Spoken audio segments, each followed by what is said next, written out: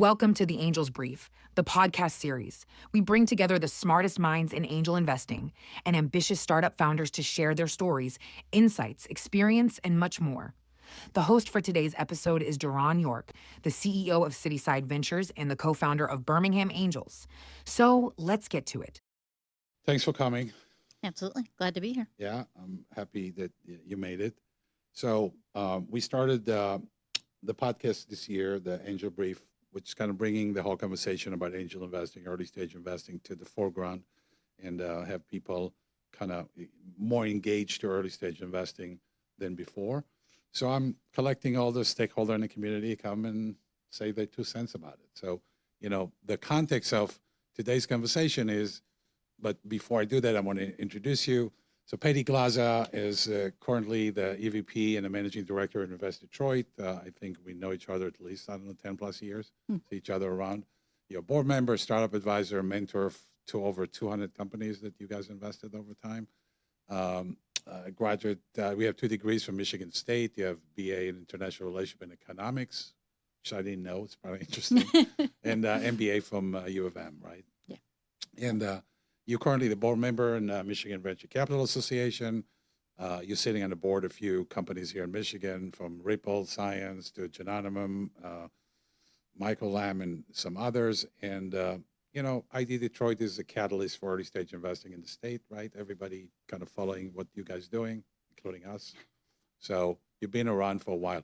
I wanted to ask you, so your entire career is in ID Venture, right?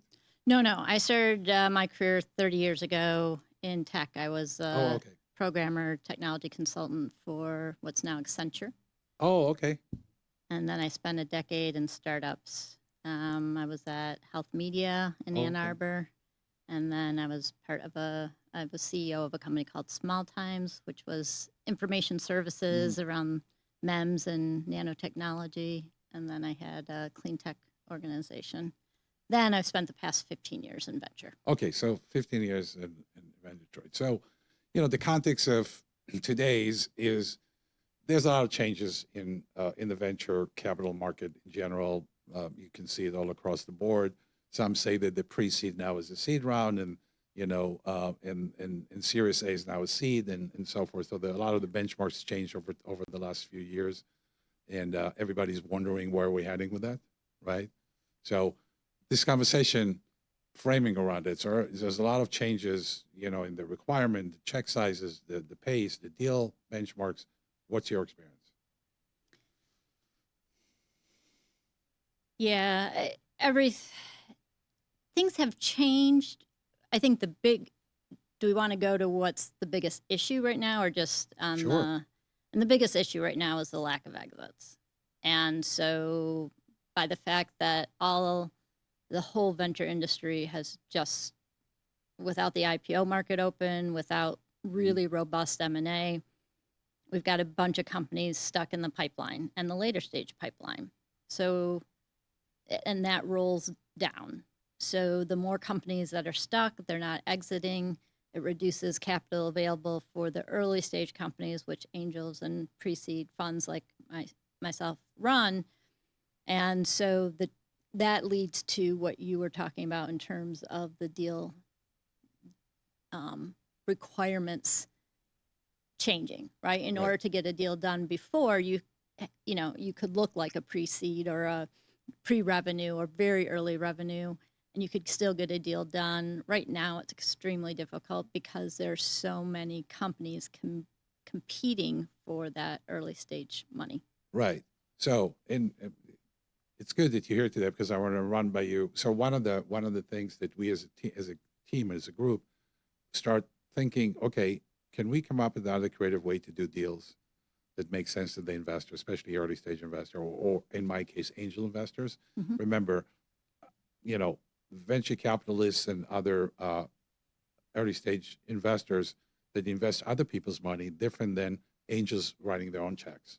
Okay. And most angels, at least in our group, in Birmingham Angels, are business people, founders, build businesses over the last 30, 40 years. So they understand the moving part of the business. They're looking at the investment as a different entity when you write your own check versus somebody. Right. Yeah. So we come up with the structure. I'll talk to you in a minute, but yes, it's become very advantageous to us as a group to select the investment in a company, and we have to look down the road how likely they're going to have to raise 2 or 3 rounds of funding or even growth capital, which is basically impossible to raise right now. So when you make the investment and you know that they're not going to be able to get to the Series A list, what do you do? Yeah, and then you've got this complicating factor of AI capital efficient companies coming in. Right. The word on the street is that they should be able to go twice as fast with half the amount of people.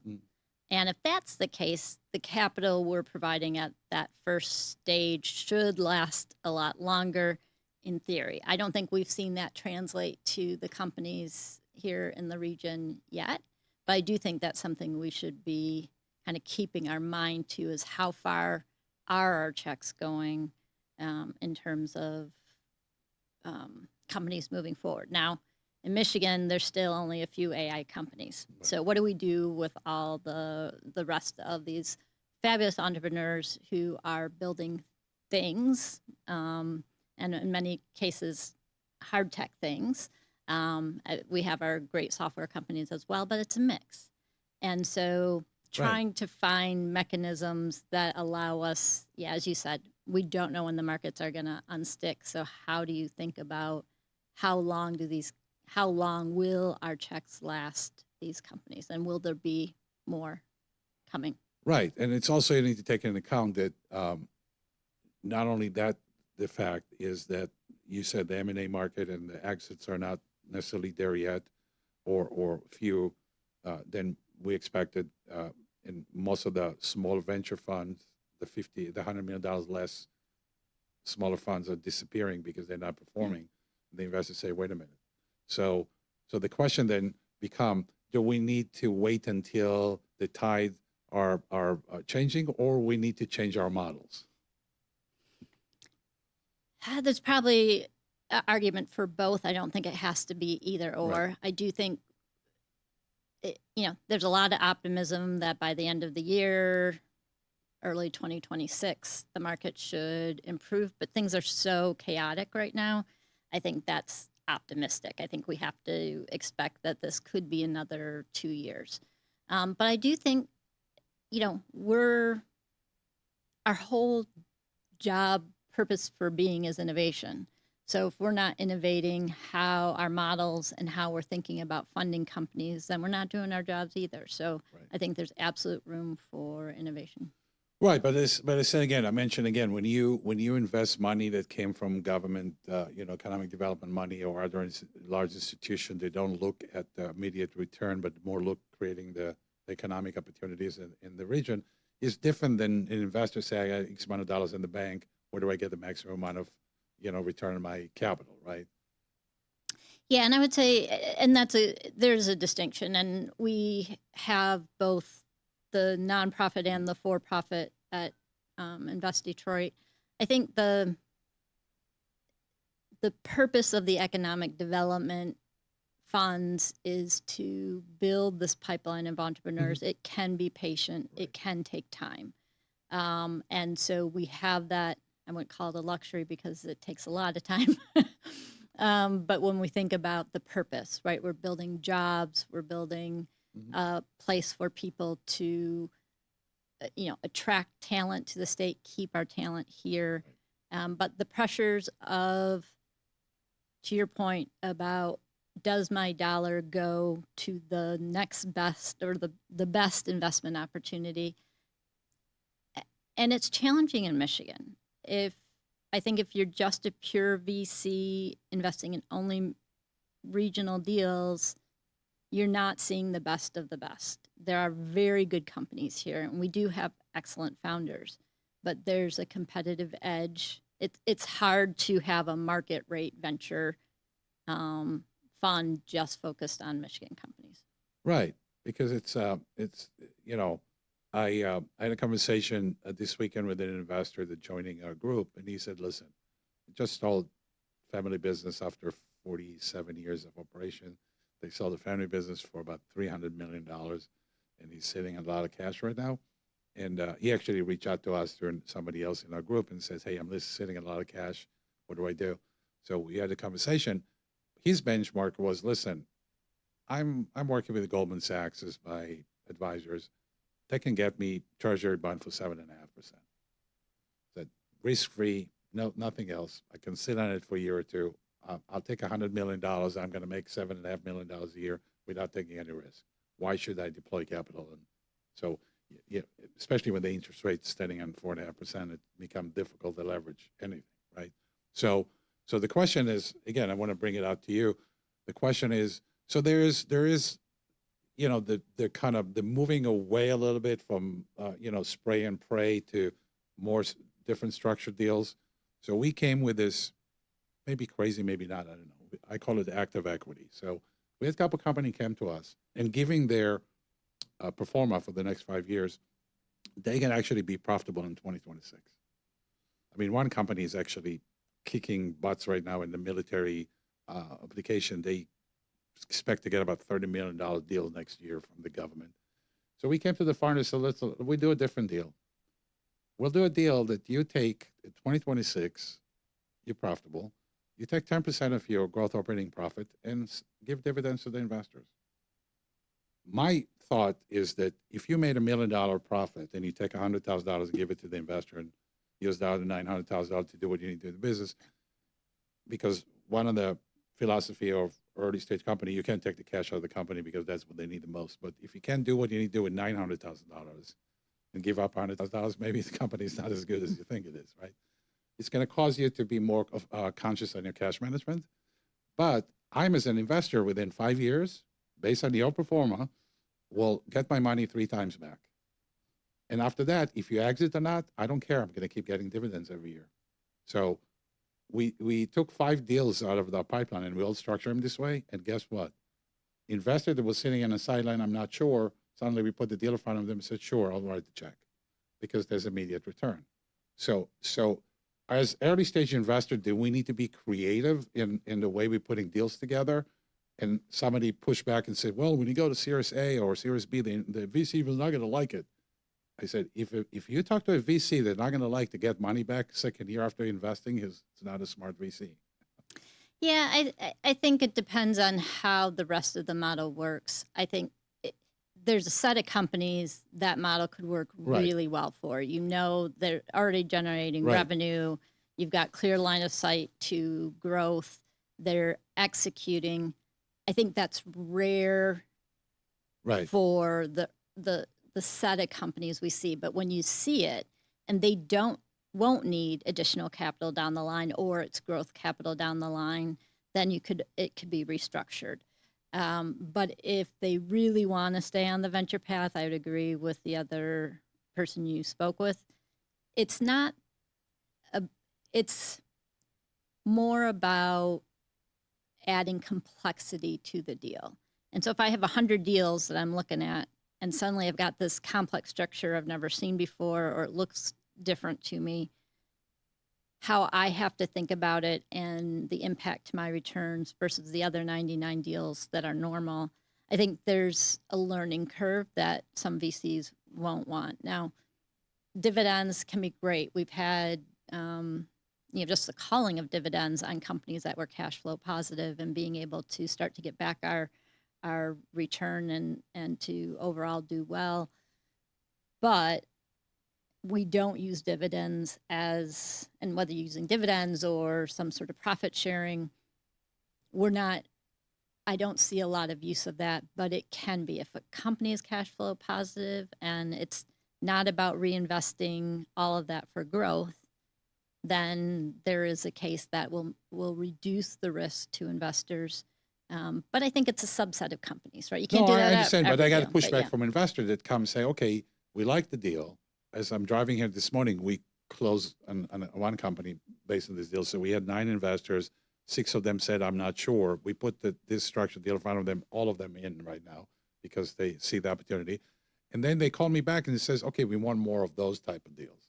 So find those companies that can fit this model because it's worked both economically and psychologically, right? Economically, I want to get return. And psychologically, I don't have to wait 6 years if and when the company going to exit or something going to happen, I'm actually getting a little bit of money every year. I'm de-risking myself. And even if the company go out of business with 3 years, I lost half my money, not all of it.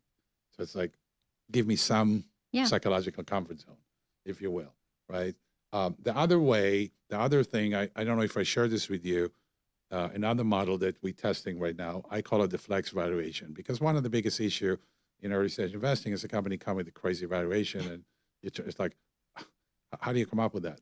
Yeah. So, and they all say, we say to them, let's put it against certain benchmark, like revenue, profit, number of customers, pick the magic numbers, and then we'll let you play the game. If you hit your numbers, you get your valuation. But if, let's say, you're saying to me that I'm going to do $1 million revenue next year and you did only half, or if my note convert 24 months from now and you said I'm going to be in $3 million ARR and you're only in 1.5, I'll convert in half the value. Because otherwise you're going to come back to me for bridge round, which I'm going to dilute myself anyhow. So I get some founders, it's kind of, I never seen it before. I said, because you didn't see it before doesn't mean it's not valid. The fact that I'll take the risk, but I'm basing it on your ability to execute it. If you don't, you have to, do you think it's going to work well as the company go to the next round of funding? Because you have a set of terms that are agreed upon, I don't think that's as high a risk as a completely different model. And we see that in other deals that we're looking at where their milestones have been set and, hey, your valuation's pegged to XYZ. We don't see it often. But if that's the sticking point with a founder and everybody wants to do the deal, but it's just about a number, but you can agree on what the execution should look like, and you can come, both parties at the table can agree on that. I do think it's worth attempting. Again, you're adding complexity because you don't know, but you don't know what the next round's going to be anyway, right? You don't know what the pricing's going to be.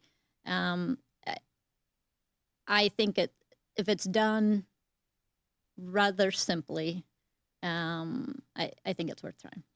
Okay, because, you see, you probably notice it as well. You see quite an increase of breach rounds, and we're going to see, as people say, we're going to see some down rounds coming in the pipe because you haven't seen any yet. No, I see. I was going to say you're lucky. No, I'm saying, but all of those is indication that the initial value was, the company was overpriced on the initial value, because when you go to the VC with, we used to be $1 million ARR, now at $3 million ARR, and you don't come with a lot of traction. As performance, the VC say you're not ready, you come back to us, and then what do? We're diluting ourselves in this whole game. So valuation matters? No. If I do a dividend deal, then evaluation, I can give you the evaluation. I don't care about it right as much. But something, you can have a situation, in my opinion, that the founders can get everything they want, and the investor needs to take 100% of the risk without there's a cross-pollination somewhere. Yeah. The challenge, and just for folks who aren't as knowledgeable about the early pre-seed, but that pre-seed, you would almost argue that we all sometimes do, is so risky. And when you look at the challenges and the opportunities for us to get washed out of a deal along that company's journey, and it could be a market issue. We could have another COVID. We could have things that are outside the founder's control, but still result in a lower execution than what was modeled or forecasted. And so trying to find ways that protect early stage investors, anti-pay to play terms, things that we haven't implemented, but I think are important in order to keep the pre-seed, seed stage funding going. Because if it's not attractive for investors, they're not making enough money, there's not going to be capital. And I think we're at risk. So I think we do need to try different things that help ensure there are enough returns coming back to the stage of capital that people are still willing to You do it. remember, I don't know, a couple of years ago, I think, or when Kevin O'Leary was here in Detroit, there was an event in Detroit, I can't remember, the Rise of the Rest or something. Oh, yeah. Yep. So when Steve Case and Yeah, when they gave three people opportunity to kind of pitch him on the fly kind of thing and pitch him, and he said three things that was stuck with me since then. One, the guy said, "Yeah, we're going to do all of that, and then we take 10% of our revenue and give it to building houses in Africa or something." In that line, and Kevin looked at him and says, "I don't need your charities. I have mine. I already have charities between my wife and I, so I don't want to pick up yours. Let's make money first, and then you do whatever you want to do with my money." And so, Yeah. so the kind of bringing a little bit more pragmatism into the early stage investing. And he's right. And he said the second thing he said, people say company worth $5 million, and he believes the company worth nothing unless I write the check. So it's like, Yeah. basically, I know it's harsh, but a lot of founders need to understand. I was in a med tech conference in Detroit the other day. oh yeah, You were Med there? Health. My team was. I was Right. So Crystal was there and a couple others. Yep. And people sitting and I'm not saying it, I like those founders and I know them personally, but people sitting on a panel, like there's a panel of Rockstar. I raised $3 million, I raised $4 million, and I'm sitting there as like, and this is what makes you a rock star because you raised $3 million. Well, you should come 2 years. The only ones was Lisa over there that from our work Work at Health. Work of Health. She did a backdoor exit, by the way, right? So I mean, she exited not the traditional way, but and I'm saying, is this really what we rewarding the founders with? You know, go and with your chest up that you raised $3 million. Let's meet you 3-4 years down the road. I mean, 23andMe raised $850 million in the business. Yeah, let's not look at 23andMe as an example. But yeah, By the way, did you meet the COO, the ex-COO? He bought a house in Birmingham here. oh, I didn't know He that. came back to Michigan. So he's going around the ecosystem. So I met him in Ann Arbor, introduced himself, and he said, "Yeah, I know. Every time I say that, people want to shoot me. It's like, I'm dead in the ecosystem here." Yeah, so what I like about showcasing founders who have raised sort of that next round, right? We've got the founders who are raising that first $1.5 million. And then we show them the founders who raise the 3 to 5. I think it's important that we showcase success at every stage because it's not 0 to 100. There's steps in the process. Right. But to say you're done or you're a rock star because you were able to get 3 to 5 million, no, you're on the journey. You absolutely successfully navigated that next step, which was hard and difficult, and we applaud you. But you are still on the journey. And don't forget that this is just one kind of checkbox tick win along that path. But you should let us take time to celebrate that piece. But again, make very clear that that's only a small piece of the journey. You know, and some say our investors, and I talk to other angel groups around the country and overseas, as early stage investor, both on our fund side and our Birmingham Angels, we need to create a larger network of second stage VC that we partner with that likes our deal flow or the way we're putting the deal, so we can actually help the company go to Series A instead of saying, "Hey, you're on your own, go raise the money." Did ID Detroit create this ecosystem with other VC, or you're not paying a lot of attention to it? No, we spend a lot of time on this, and we're very intentional about it. There are a couple challenges. And you absolutely do need to do it. I think it's an important step because you have to have, one, we also use those people to call prior to ourselves investing because we want to hear what milestones or metrics would they be looking for with that type of company as they move forward. So there's a value of within your own diligence process having that network.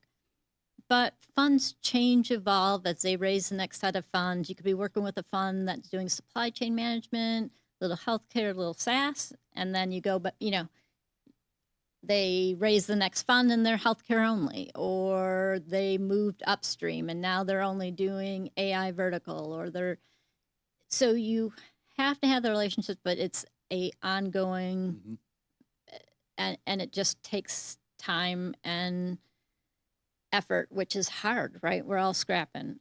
But we have quarterly calls with maybe 10, 15 funds that we talk about our deal flow, what we're seeing, what's interesting. So it could be a lot more. And we have a huge database of folks we've talked to. It's just hard.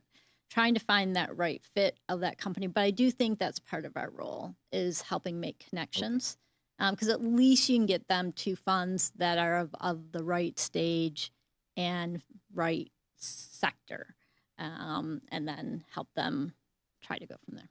Right. And, we talked about it in a few episodes with different people in the podcast that, Michigan, it's a conservative state in general. I mean, the culture here is a little bit more reserved, conservative. It's not as crazy and open and fast moving like you see in Silicon Valley, New York, Chicago, and other places, even Tel Aviv, which I'm from. But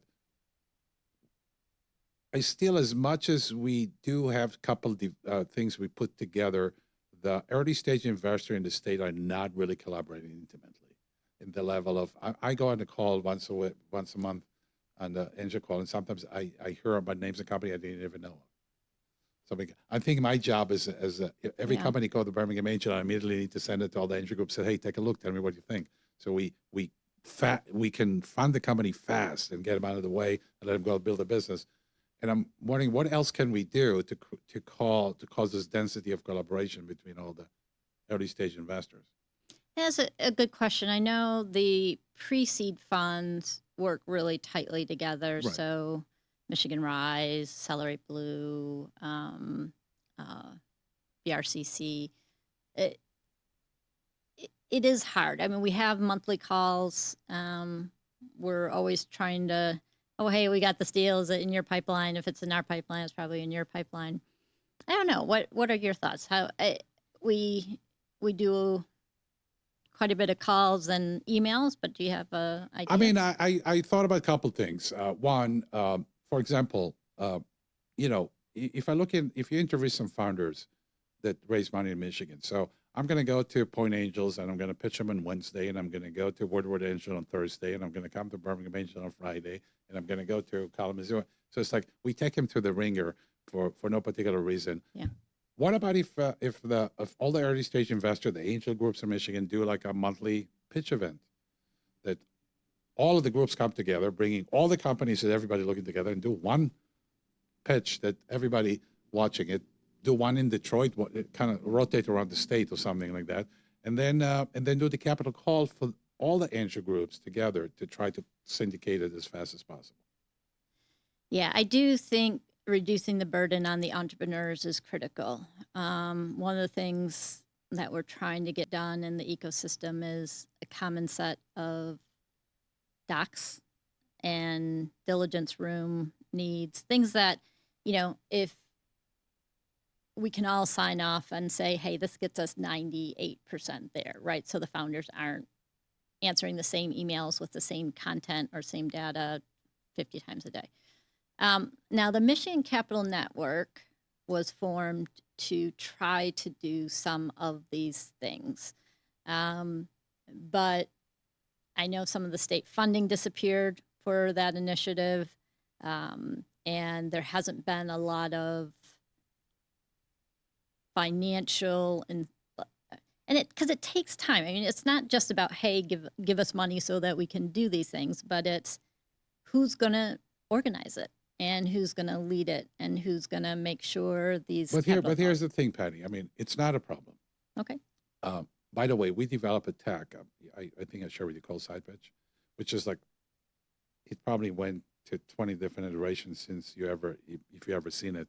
But we developed a common due diligence practice, and we now put the AI layer on it. So we have those due diligence prompted rerunning. You can do due diligence of the whole company, including the background of the founder, the background of the company in an hour. So we intend by the end of May is going to be the new face to it. Mm-hmm. We want to give it away to the ecosystem. You say everybody should use the same platform. It's the same, everybody look at the same profile, the same way the information. We have a mobile app for every investor or investor group can log to the mobile app. They can get the company's updates, everything is happening with the company on the phone, kind of almost creating what we call Michigan First kind of thing. Go to Michigan First, and then it should publish all the company raising money in Michigan in one page. Not a lot of details because you have to subscribe and make sure you're an investor. But, if I'm outside of Michigan, I go to michiganfirst.com and I can see all the company in Michigan raising money. Everybody should be on it. common platform, everybody have an account, everybody looking at it. Yeah, I think so. This is where cap table structure hasn't kept up with sort of the startup market, right? So if you're a really good startup and you can get everything you need from 3 funds versus, hey, I'm going to get 50 checks and have to manage a cap table of 50 checks over it. That complexity of managing so many checks is really difficult. Over the years, I've seen companies struggle with managing these long cap tables. So I think there is that balance of what does the angel community need to come around to We solved fund? it. We created a cap table management very similar to Cardo on the platform. So a company can go and start from the first check to manage their cap table. Yeah, but it goes beyond the, hey, do I have everybody right on the cap table? It comes to rights management, when you need shareholder sign off. It's so much easier sometimes when you have 3 people you're working with versus 50. And so I think we can't forget the dynamic of, while there are just going to be some deals that will bypass the angel community. Right. But that's okay. Yeah. Right. There are a lot of deals like you mentioned that maybe they don't want to go through traditional venture because the to your point of the model you discussed earlier, you could be in a company like that for 10 years and that would be absolutely fine. You guys getting returns every year, the company is growing, but for a venture fund, that deal after 10 years, their life of their fund is done. They've got to return their exit. And so the pressure of the founder to be in that traditional, hey, I've got to exit in 3 to 4 years. The angel community can do deals that are great financial returns because you have more flexibility around the timing. Yeah, but I'm talking. I know I understand what you're saying completely, and I'm completely agree with that. I'm talking about the operational side of things. So, for example, if Point Angels and Woodward Angels and North Michigan Angels and Birmingham Angels on the same platform, and we create we call it the library card. So you see a deal you like, you now put it in your group deal flow. But I can see when I look at the deal, ID Ventures looking at the deal right now, Woodward Angels looking at the deal right now, this thing, and then I can say, okay, I'm doing due diligence in a company. Let me invite ID Detroit and thing, and everybody can comment on the due diligence and put their 2 cents to it. So we do it collectively, reducing the cost, the time, and everything else. And eventually, we become a smarter group brain because there's more people involved in the due diligence. You don't have to, but you can. No, and I like that. But then this is something we also talk about, and I'm curious about your response to it. So there are definitely times my group will like a deal that maybe Michigan Rise won't like, or you won't like, or you'd like a deal. I want to be careful that whatever, and I think having some common platforms, it's great, and I'm excited to see this next evolution. But we have to be mindful not to enable groupthink with a platform, that people don't get scared from doing a deal because others say, I don't like it. And one of the best things about angel investing is that you've got individuals who are passionate about the founder, or they're passionate about the problem being solved. And that's a good, important reason to write a check outside of just returns. But that's if we good. lose that, though, then if everybody's on the same platform, we might lose some of that ability. Yes and no, because I meet, what's the name of the guy I work with you guys? We see each other all the time. And Lee. Ali. And sometimes I'm unofficially going to ask him, hey, you look at this company, he's going to tell me what do you think about it. So it happened unofficially as well. Yeah. But the point is that I believe that most groups, for me, for one, if I call Patty and Patty say I don't like the deal because of I don't think it's going to influence my decision if I like the deal. But I would like to get the positive or negative feedback from outside. Yeah, so you've Maybe got a I'm bigger missing picture. something. So there's changes that are happening. Do you need to take those changes to the extreme? I'm not convinced either that you do, but you need to be creative in the way that you look at deals instead of looking at one template. All of them should do the same and looking which one you can do differently. If the investing community, and that's my thesis, if the angel investor in Michigan can find a way to get their money back earlier, they will deploy more money into the market. I think that's a reasonable theory. I mean, the question is, again, though, just working with the investment, well, and maybe not. If you can get a company funded with the angel capital network, and they never have to take a venture check, that's a success too for the angel community and the founders. So I think we should be exploring new models as long as we're cognizant of, hey, does this founder really want to be in a traditional path? If they do, let's minimize how complicated or how different that structure looks early. But the goal is to have successful, profitable entrepreneurs, regardless of where the dollars are coming from. And so we have to innovate and try new models, as you discussed, in order to get to. Right, because we discovered that there's another valley of death in today's world, which is the point of scale, I call it, is in case there's a company out of Tel Aviv that I quoted in my blog post. They raised $85 million. I think the second round of funding, they got a valuation of $80 million. And they raised the money and they went to Series, I think it was B, and the door got shot in the face. And they tried and tried and tried and couldn't raise the capital. And then the founder actually said, asking for $80 million valuation was a mistake. I shot myself in the foot. Yeah. So, especially in today's market condition, founders need to understand that, they'll have to be a lot more flexible and reasonable in the early stages of the company. And if they can prove that they can go to this, to the curve of scale pretty fast, dealing with the second, third round of funding is not going to be a problem. I mean, the VC going to set up whatever level they want to do it, but don't try to get as much as you can in the early stage because you're going to pay the price later down the road. Yeah, and that balance between, don't shoot yourself in the foot because we've seen that too many times. But also, you don't have to give the farm away. And if there are ways for the investment community to work with founders on some simple, if they're really that far apart on the valuation, to work on, hey, if you execute, you get the That's the preferred, you get the valuation. The preferred equity, dividends can solve the problem. Because if you give me money back second year and on from my investment, I'm not going to argue on evaluation with you that much because it's become not that relevant. Yeah. I don't deal with many companies that in the first couple years Right. that have But that you can cash flow put a positive. stipulation in the deal that it kicks in the year the company become profitable. So it's going to be a year, could be two, could be three, can be even four. But the moment the company become profitable, you should start kicking 10% of your growth brain profit to the investors.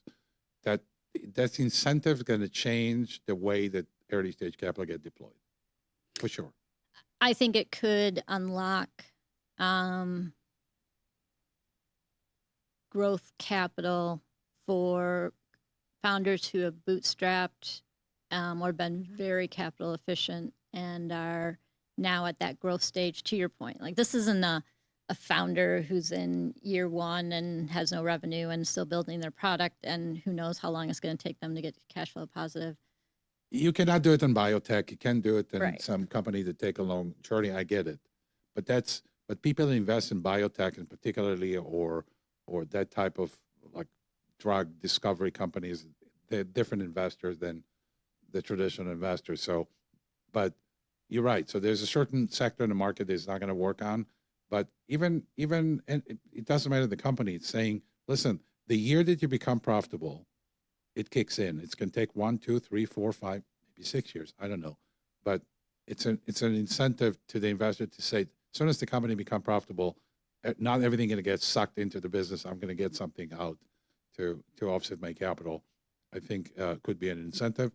We have 5 deals right now. We structured this way. 2 of them we're in closing right now, and 1 of them we're introducing next week. And we took it from traditional convertible note to active equity, and the investor changed their mind in a week. It says, fine, we'll do it. Yeah, I would love to